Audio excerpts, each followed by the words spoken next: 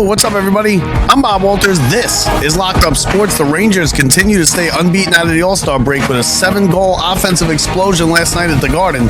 There's breaking news out of Kansas City. We'll give you the latest on the Chiefs' victory parade shooting. St. John's tournament hopes are fading fast. I'll tell you what I think they need to get into the tournament. And the Knicks hit the All-Star break just at the right time. All that and more coming up next. Locked Up Sports.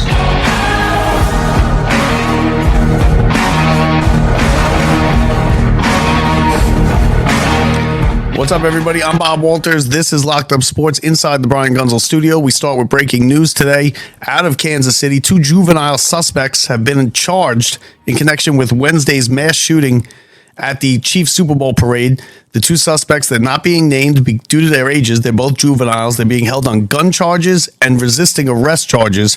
More charges are expected to come, whether it be later today or probably later this week or early next week, I should say. Today is Friday. So let's start right there. As you all know by now, unless you've been living under a rock, there was a shooting at the Kansas City Chiefs parade. 22 people were injured. There was one that was killed. It was a 42-year-old local radio DJ out there in Kansas City, and they arrested 3 people. They detained 3 people the day of the parade, the day of the incident. They detained 3 people.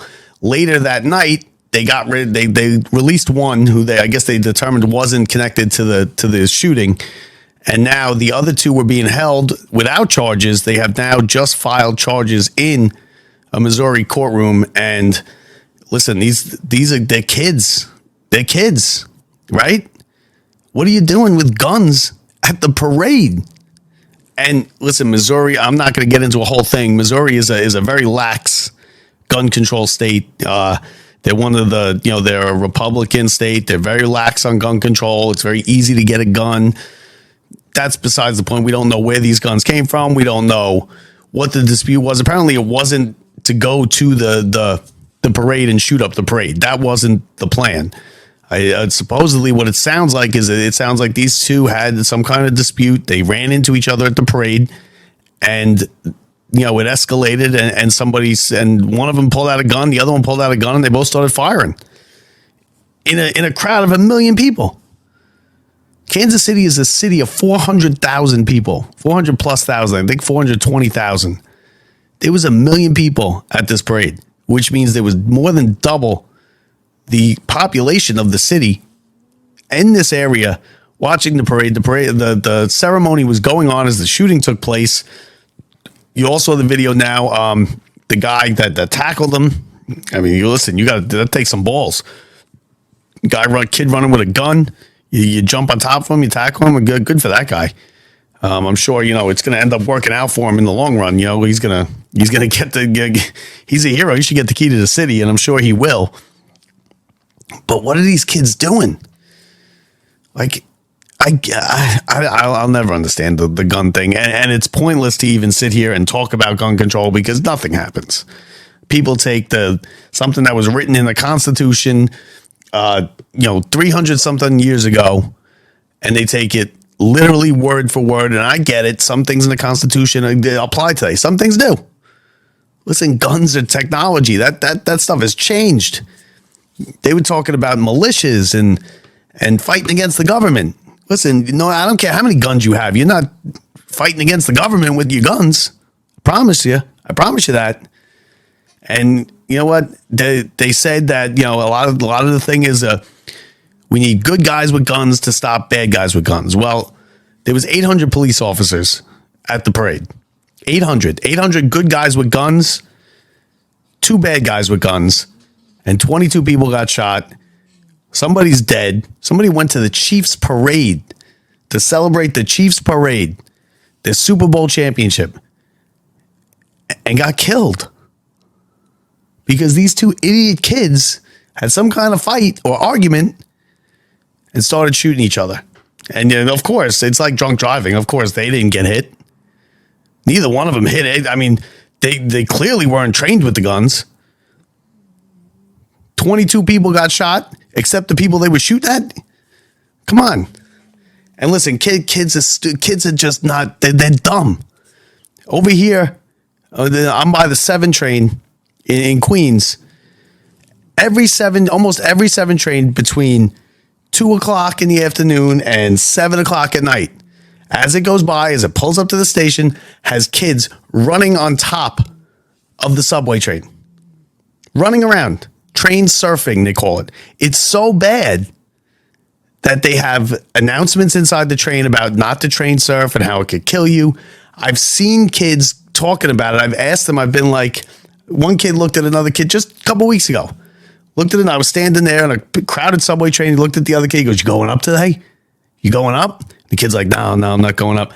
And I was like, how stupid do you have to be to go up there? I go, why would you ever do that?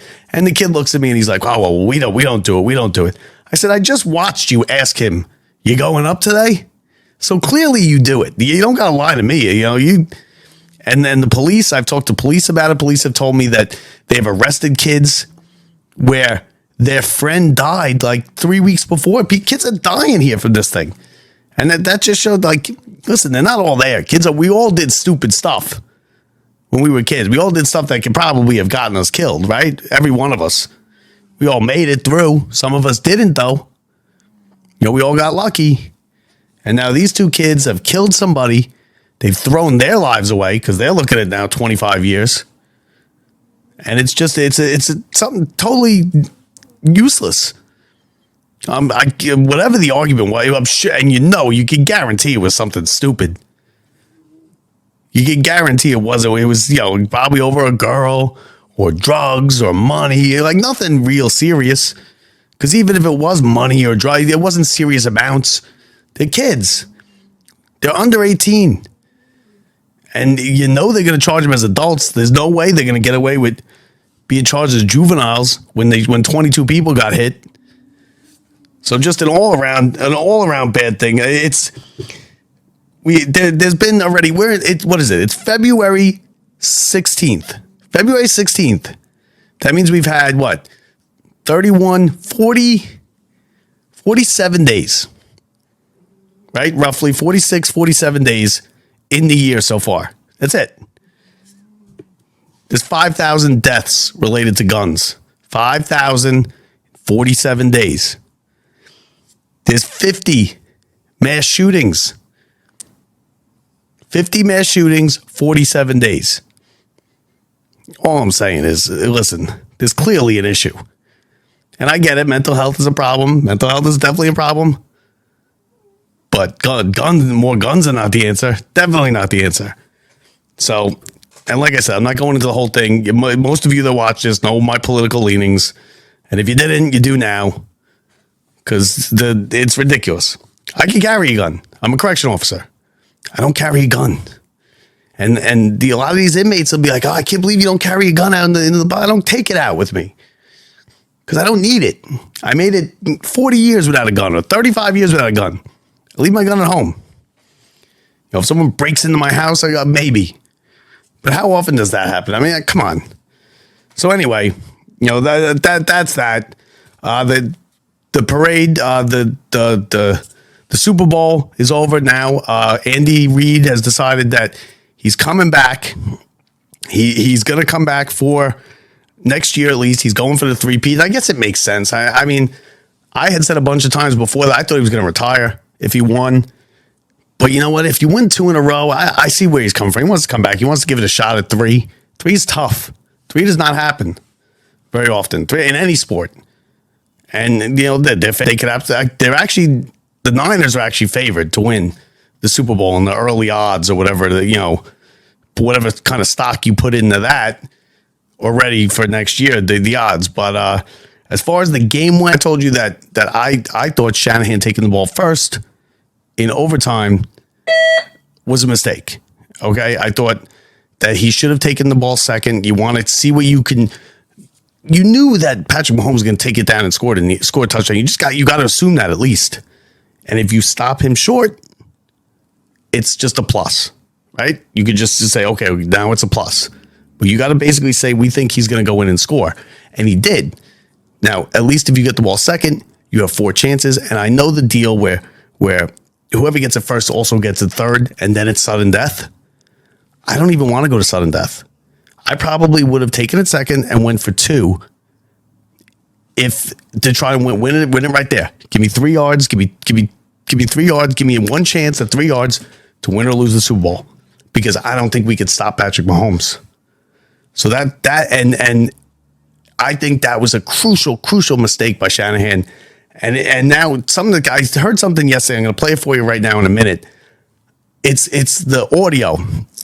Now I'm going to play this for you. It's the first thing you're going to hear is it's going to be Andy Reid talking with Patrick Mahomes on the sideline right before he goes out for the coin toss.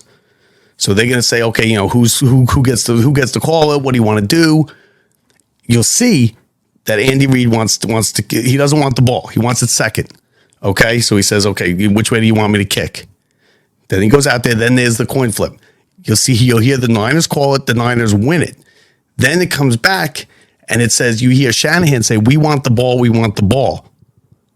Then you'll hear Patrick Mahomes runs back to the sideline saying, okay, they wanted it. They wanted it. We got what we wanted anyway. We lost the toss. We got what we wanted.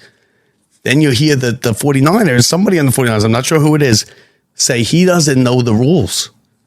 He doesn't know the rules. It confirms everything, all the reports that's been going on. Now here it is. I'm going to play it for you right now. Just listen up. Remember, the first thing is Andy Reid and Patrick Mahomes. Then it goes to the coin toss, and then it flips back and forth. You'll hear Shanahan say, we want the ball. And then you'll hear the 49ers talk about how they don't understand the rules. Now, here it is. Which way you want to kick it? They call it. They call it, right? Well, they got a coin flip. Yeah, they're calling coin flip. It's their coin flip, right? Which way do you want to kick it? Doesn't matter. We want the ball, Fred. San Francisco, you are still the visitors. What is your call? Tails again. He called tails again. It is tails.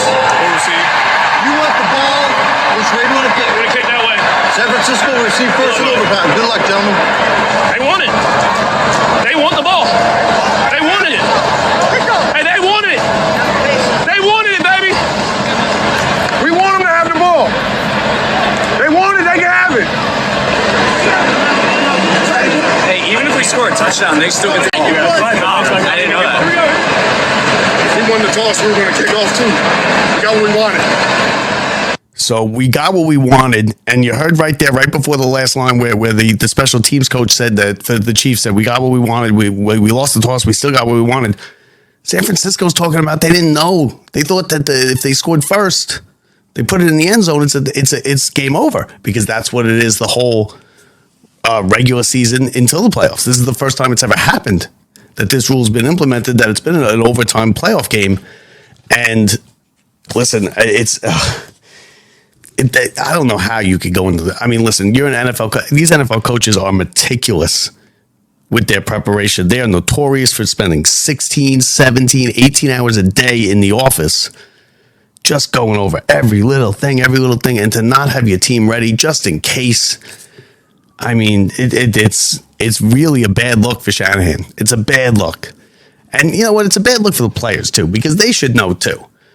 Now, as soon as they said it, a lot of people also, I remembered, okay, that's right. I forgot they're doing it different in the playoffs. I said to myself, so, okay. But a lot of people also out there thought that they didn't understand that the clock was running down. Like, the clock's running down. They had to hurry. He said that the referee said right there, we're starting a new game, which means even now they don't take, so the clock runs out. It's just the end of the first quarter. Right? You just started a new game. The referee said it. He said it multiple times. You heard the announcers talking about it. We're starting a new game. So if you're starting a new game and the first 15 minutes run out, it's the end of the first quarter. What happens at the end of the first quarter? Nothing. You switch sides. Whoever has the ball still keeps the ball. So the clock was irrelevant. They have to have a clock because it runs with the play clock and whatnot. So there's going to be a clock, but you could ignore the clock basically. And people didn't get that. The whole thing was really fascinating. Now that we're like almost a week out from it and then digging into it. And listen, Andy Reid had his team prepared. Shanahan didn't know what to do. He didn't do the right thing, and his team wasn't prepared. And shame on the players, and even more shame on Shanahan. Because how many Super Bowls are you going to get to? He's now 0-2. He's lost to the Chiefs twice twice. He's going to be ruin that day and that decision for the rest of his life if he never gets back. He might not ever get back there. It's rare that you get back there twice. So, we'll see how that works out. He's a good coach. His father was a good coach. His father's a Hall of Famer. Back. Mike Shanahan's an all-time coach. But Andy Reid had him ready, and Mahomes, and that was it was Kelsey running down the sideline when you heard him say, they wanted, they could have it. They wanted, they could have it. That was Kelsey. And it ended up working out. And what happened? They kicked the field goal. They gave it back to Mahomes.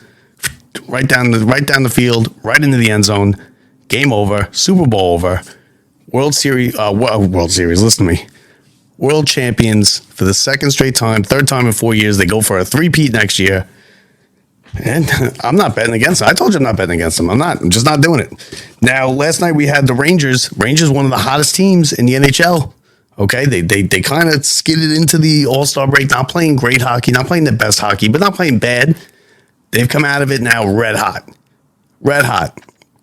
Last night, you had Jonathan Quick back in the net. He played excellent. The Kreider with his sixth. Kreider got his sixth hat trick of his career. Okay, he's now got 27 goals. Kreider's headed towards another 35 goal season.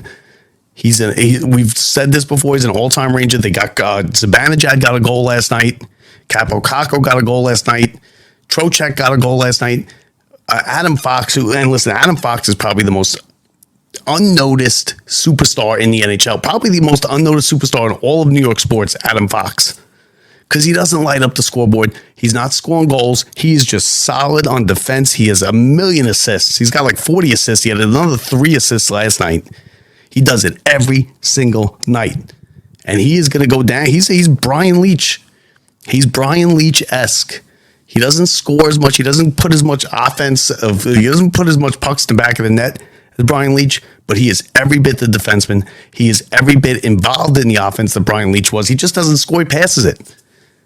And Zibanejad getting a goal last night was big because he's been on a bit of a drought. He's like the Rangers, and I know it's been happening forever, and it probably happens. Everybody with their hockey team thinks that they don't shoot the puck enough, right? What's the one thing you hear at a hockey game when you go? Shoot the puck, shoot the effing puck.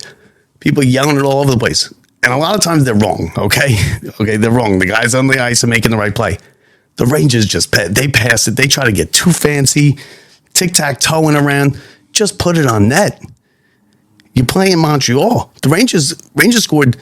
Rangers were midway through that second period, and they were getting outplayed on every aspect of the game. They were down 1-0. They were getting outplayed. They were getting out-hustled. They weren't looking crisp. They weren't sharp. Just nothing was going right. And then just out of nowhere, 4 goals in about 4 minutes in the middle of the second period, and they never looked back. The third period, it was just back and forth scoring.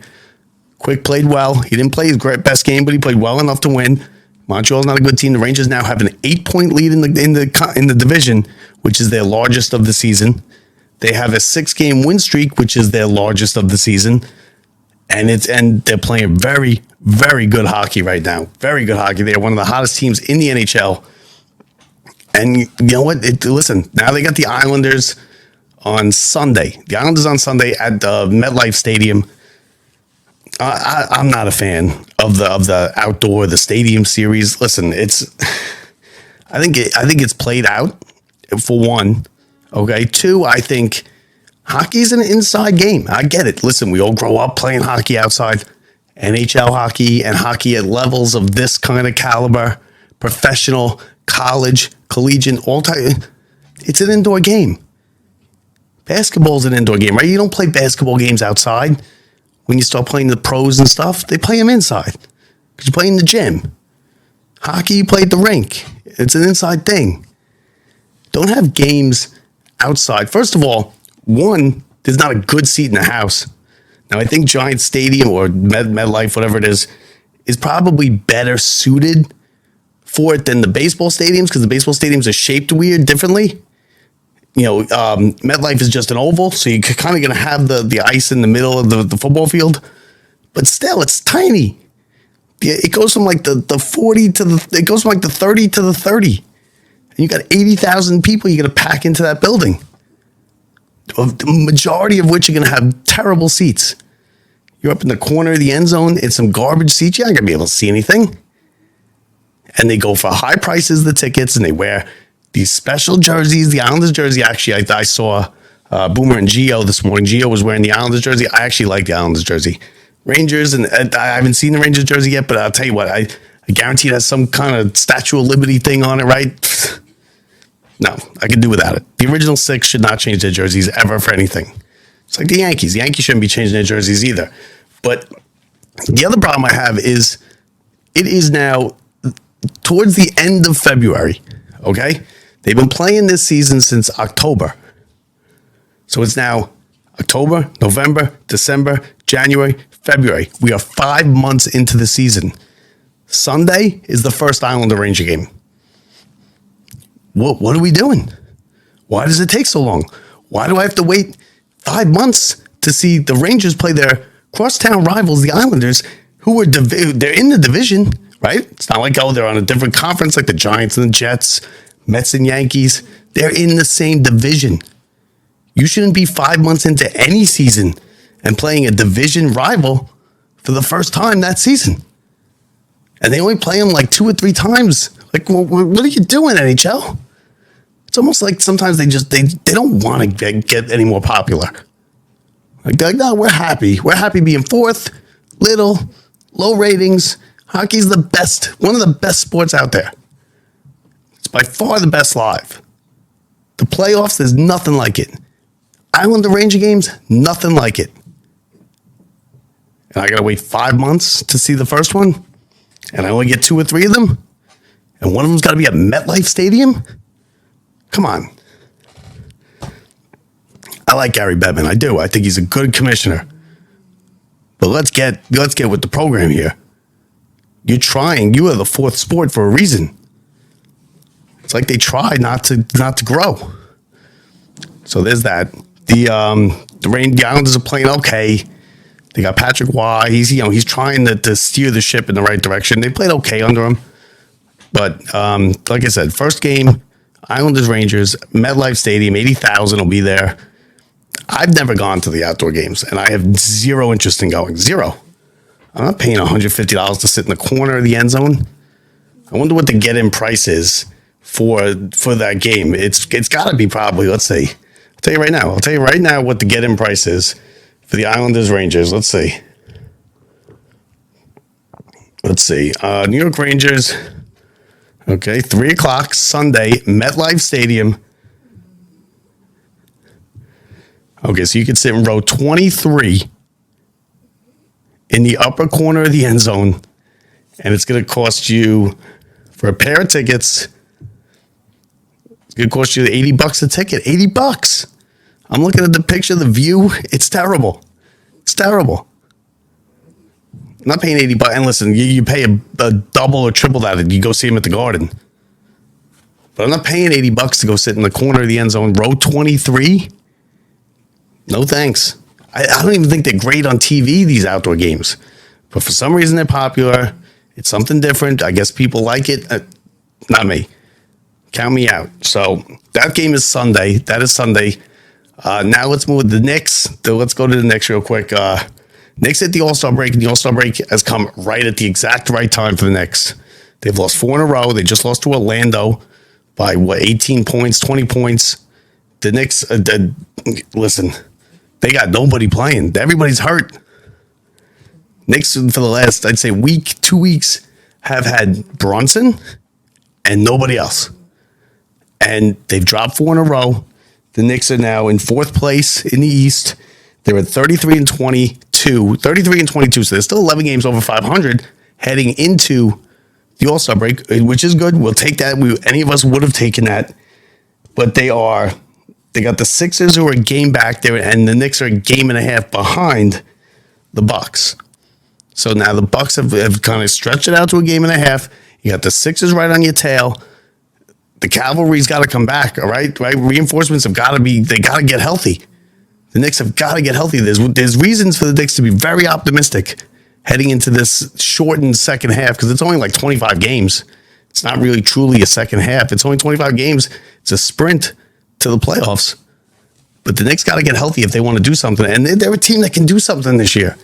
We could have a deep run by both the Rangers and the Knicks, 94-esque. Let's hope it's like 94 at least.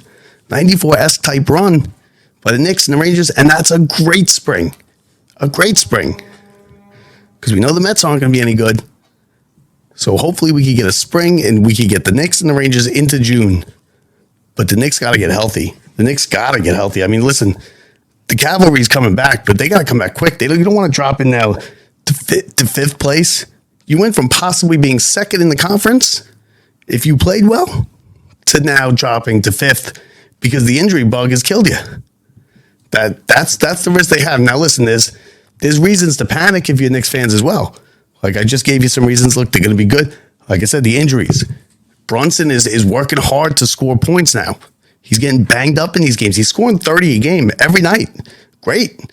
But he's working hard, and he's getting them in losses now, too. Okay? The new pieces, the new trade people that they got in, Bogdanovich and Burks, good players on the offensive side. Terrible on defense. The Knicks have been terrible on defense. With Randall being out, Bogdanovich is nowhere to be found on defense. Burks is nowhere to be good, nowhere to be found on defense. You got to play defense in the playoffs. I know the NBA doesn't play much defense, but you got to play defense. And the Knicks have played no defense, giving up a lot of points lately, and that's atypical of a Tom Thibodeau team. And that's what the Knicks have been doing. So, listen, I like DiVincenzo. I think he's a good player. But is he really this player? Is he this good? Over the last 8 games, he's averaging 26 points, 4 rebounds, 4 assists. He's basically filled the role of Randall almost. But can he keep it up? Now, I think he can. I watched him at Villanova for a long time. He's a good ball player. But that's a big if the Knicks can do that. So we'll see. Precious Achiuwa has really stepped up. He's played really well. I think the Knicks have found something with him. He's averaging 10 rebounds a game. He's getting a double-double. He gets 13 points, 10 rebounds, averaging a double-double. That's been a big plus. The Knicks are going to come out. You got a couple guys now in the All-Star game. You got Brunson playing. I almost wish Brunson wasn't playing. And he deserves every bit to go and play because he deserves to be an All-Star, and he's one of the better players in the league. But you'd almost like to see him get a couple days rest, right? He's going to be involved in tonight. They got the 3-point, the dunk, whatever's going on. Then they got the game on Sunday, or it's tomorrow night and then Sunday. So Brunson, just take it easy, right? Take it easy. We're going to need you in the second half in these last 25 games. And if you're the Knicks, you want to get that third spot because you don't want to be in the 4-5 series because you could lose that very easily. You want to be at least in the 3-6. Be the 3 seed, get the 6 seed. You'll probably advance. And then you take it from there. I think they could go to the conference finals. I think they could possibly even, if all the chips fell right and they played their game and they got a little lucky, they could find themselves in the finals. Now, would they win the finals? No, I don't think they're even going to get to the finals. But if everything kind of lined up for the Knicks, you never know. They could find themselves in the finals. The other basketball team, the St. John's, listen, St. John's is now falling and falling fast. St. John's, since they beat Villanova, what was it now? 2 weeks ago, they beat them by 20. They swept the season series against Villanova. St. John's has lost 4 or 5. They're 9th in the conference. They have a 6-8 conference record. They're 14-11 overall. They are not in the tournament right now. St. John's, that loss to Providence the other night was a big, big loss. Why? Providence is also a bubble team. It would have been a good road win for St. John's. They lost the game. Now they're even further. Joel Lenardi, ESPN bracketologist, has them out. He has them as the 69th, as Villanova as the first team out. St. John's is the 5th team out he's got. He doesn't even have them in that first 4 out. So St. John's has dug themselves a hole. They're going to have to win a couple games in the Big East tournament. It's basically take it to the bank. They're going to be playing on the first day, which is, you don't want to play on the first day. Okay, it's going to be Villanova against DePaul and St. John's against Georgetown is what it's going to be. DePaul has no wins in the conference. Georgetown has 1 win. So those 2 teams are clearing away the 2 worst teams in the conference. St. John's is the next team. Like, come on. started out so promising. St. John's always starts out pretty promising. They get you engaged in the season, then the bottom falls out, and that's exactly what has happened here. Exactly. And you know what? If they don't get to at least probably Thursday, the quarterfinals of the Big East tournament, they could might as well just punch their ticket for the NIT now, because that's what it's going to take. They're going to have to get to Thursday. They're going to have to win 2 games in the Big East tournament if they want to get a bid into the NCAAs. And they're already looking at Dayton, right? You're looking, if you get in, you're looking square in the face of Dayton in the first 4, which is not in the tournament. I told you last week, I don't count that as in the tournament. Don't count it at all. So St. John's really got to get their act together. We got to get things moving. We have a couple of announcements to make. I'm going to give you the announcements. We got a couple big announcements as we hit our 2-year anniversary this weekend. We'll be back right after this. So on the other side, big announcements. Stay tuned. We'll be back right after this. Hey, this is Sarah Walters, wife of Locked Up Sports host Bob Walters. I love a good cocktail, but I'm certainly no mixologist. And these days, who has the time to go out and get the latest fancy craft cocktails? Luckily, there's a delicious solution that even I can make. It's called Camp Craft Cocktails. All I have to do is add my favorite spirit, put it in the refrigerator, and 3 days later, I have the perfectly infused, flavorful, refreshing cocktail. Camp Craft Cocktails have many varieties and go great with any type of spirit. These cocktails are perfect to serve at parties and make a great gift as well. To get your choice of Camp Craft cocktails delivered right to your door, head on over to our partner Vouch at vouch.store/lockedupsports and pick up some of the individual jars or one of the many bundles available. Camp Craft cocktails are just one of the many great items available at the Locked Up Sports Vouch store, where everything is vouched for by the Locked Up Sports team. I wouldn't trust my husband's pick for the big game, but when it comes to cocktails, he knows what he's talking about. The Vouch website is vouch.store/lockedupsports, or you can click the link to the Vouch store on the show's website, lockedupsports.net. Cheers. This is Bob Nightingale from USA Today. You're listening to Locked Up Sports.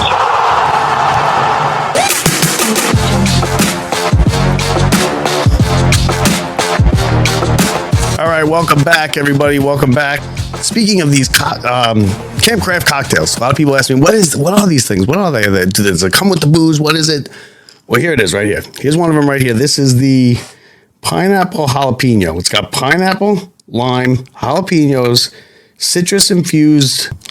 And what it is if you see, it's almost like a dried up fruit and sugar and everything.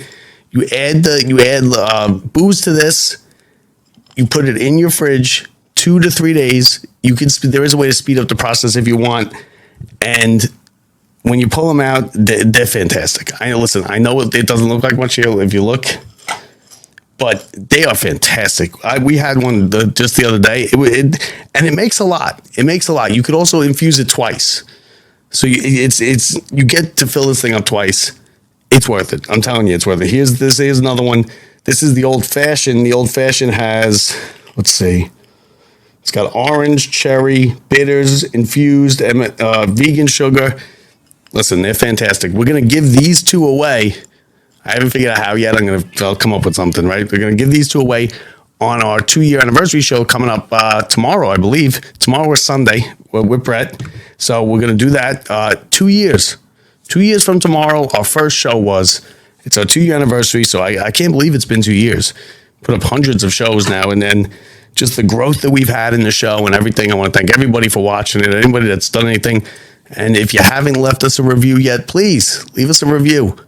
Go over to YouTube, or Apple Podcast is probably the best place to leave us reviews. You could also leave them on our website. Just go to the website, lockedupsports.net, and leave us a review. Even if you don't like it, leave the review. At least then we'll know what to work on. We got 2 guests coming, confirmed. One, as you know, about a month ago, I said, Sean Marash, WFAN, Sean Marash coming on. He never came on. Listen, he's been busy. To his credit, he's been busy. He has kept in touch with me. He's apologized multiple times. He's coming on this week. It's a done deal. He's coming on. It's going to be next week. Not the show tomorrow or Sunday. It's going to be next week's show. Also, Chuck Everson Chuck Everson is a member of the Facebook group. If you're in the Facebook group, he runs a Big East podcast. He was a member. He was the center on the '85 Villanova championship team, the true Cinderella that won the whole way and won at the 8th seed. Rory Massimino was the coach, so we're gonna have him. He's got some great stories. I see him at the Big East tournament all the time. I contacted him. He's been in our Facebook group for 6 months. Like I said, he posts about he runs a Big East podcast. Check that out. It's the best Big East podcast around. So Chuck Everson and Sean Marash both going to be here next week. So we got those big announcements, big guests coming up as always. 2 years it's been. 2 years. Hopefully we got a lot more. Hopefully we get a lot bigger. And listen, again, thank you again to everybody. We'll see you tomorrow or Sunday. I don't know yet. I don't know if it's going to be tomorrow or Sunday. With me and Brett, we got to get our schedules together. One of these 2 days we'll be here with our 2-year anniversary show. Thanks for watching, everybody. And again, breaking news, they have charges have been filed against 2 juveniles in Kansas City in connection with the shooting at the parade. They've charged them with gun charges and resisting arrest. Further charges are coming. Murder charges are coming. So, there was that whole thing. So have a good day, everybody. Enjoy your Friday night. We'll talk to you this weekend. I'm Bob Walters. See ya.